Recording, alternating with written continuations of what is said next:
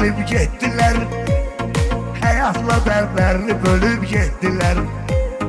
Gül kimi şairlər ölüb getdilər. Elə qara mərmərdə nə qaldı qaldı, elə qara mərmərdə nə qaldı qaldı. Ay Orxan uzaq ol dərdi bəladan, çalış ki yan gez bu cövlü cəfadan.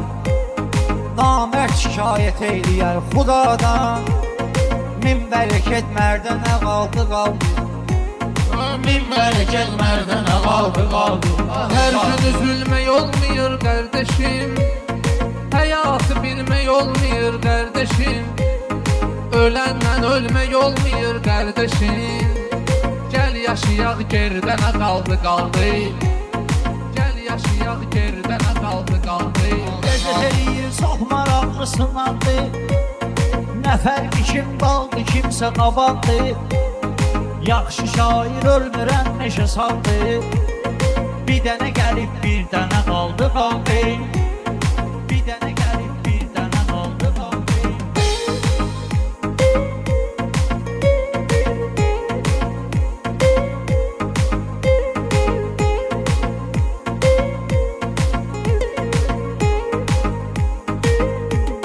Videoda Şairlərin sözdən olur xumari, maştağanın çalandır xiridarı.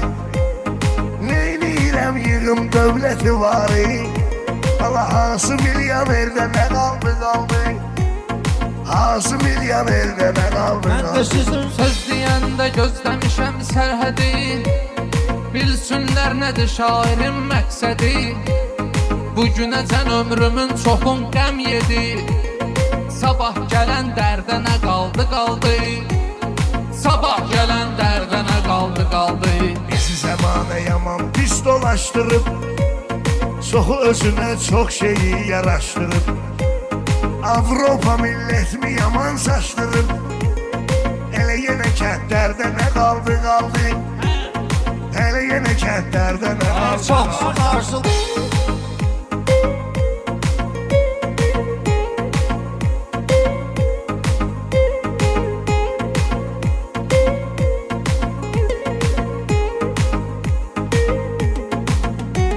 Oxumuşam şairləri cədvəlindən, xəbərdaram hamsının əvvəlindən. Tutub gəzərdi də alson əlindən, və sonda zərgərdə nə qaldı qaldı, və sonda zərgərdə nə qaldı Yaşadım asey, çalış sözümü savadla danış, qeybət eləmə deyəndə adla danış. Sən onu cankeşlə rəşadla danış, ustada şagirdə nə qaldı qaldı,